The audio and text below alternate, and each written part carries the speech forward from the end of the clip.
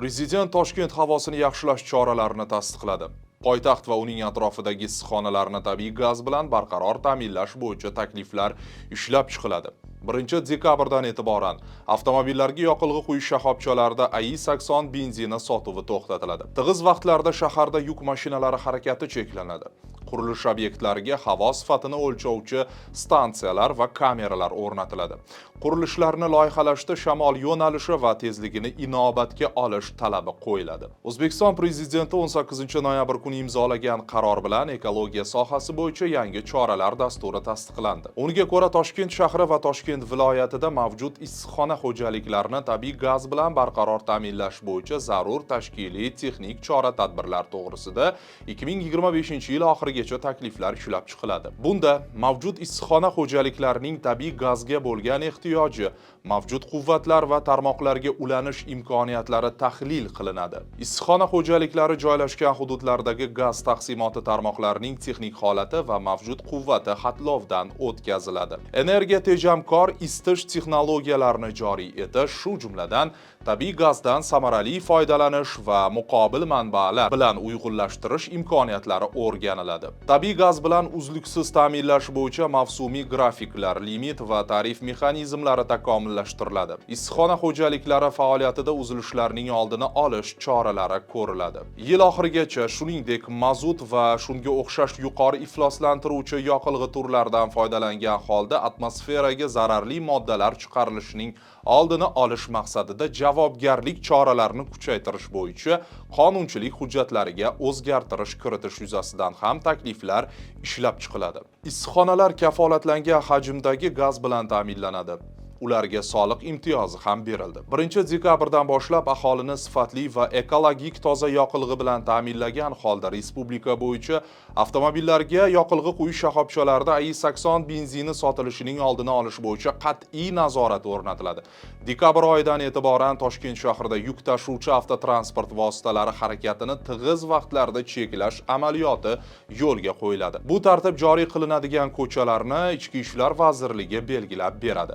2026-yil mart oyiga qadar qurilish obyektlarida qurilish boshlanishidan oldin quruvchi tashkilotlar tomonidan fon monitoring stansiyalari va onlayn kameralar o'rnatilishi hamda boshqa ekologik choralarni nazarda tutuvchi qurilishda ekologik faoliyat standarti talablari ishlab chiqiladi. Bu talablar xalqaro standartlarga javob berishi kerak. Havoni ifloslaydigan korxonalarga muhlat berildi. Ular 2026-yil 1-martgacha monitoring stansiyasini o'rnatishi shart. 2026-yil aprelga qadar xalqaro tajribani o'rgangan holda shamol yo'nalishlari va tezligini hisobga olgan holda qurilishni amalga oshirishni nazarda tutuvchi standart ishlab chiqiladi. Bunda shamol yo'nalishini inobatga olgan holda bino inshootlarga qo'yiladigan talablar belgilanadi. Bino inshootlarining joylashuvi va shamol o'tishi hisobga olinadi.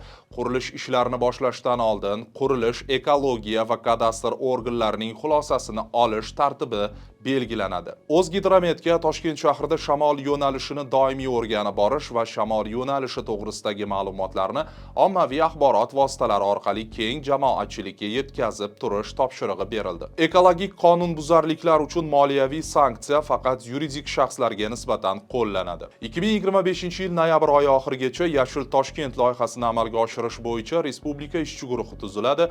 Ishchi guruh Toshkent shahrida ko'kalamzorlashtirish, himoyaviy va rekreatsiya ahamiyatiga ega yashil hududlar maydonini ko'paytirish, zamonaviy landshaft va shahar ekotizimini rivojlantirish, sug'orish va parvarishlash infratuzilmasini yangilash, energiya tejamkor va raqamli monitoring yechimlarini joriy etish bo'yicha chora-tadbirlarni muvofiqlashtirish bilan shug'ullanadi. Ishchi guruh tarkibiga Ekologiya qo'mitasi, Toshkent shahar hokimligi, Qurilish vazirligi, Iqtisodiyot va Moliya vazirligi, Oliy ta'lim, fan va innovatsiyalar vazirligi hamda boshqa tegishli vazirlik va idoralar vakillari kiritiladi. Dollar kursi tushgani hisobiga tashqi qarzlardan tejalgan mablag'ning bir qismi ekologiyaga ajratildi. 2025-yil dekabr oyi oxirigacha Toshkent shahar o'rmon xo'jaligini tashkil etish bo'yicha hukumat qarori loyihasini ishlab chiqilishi kerak.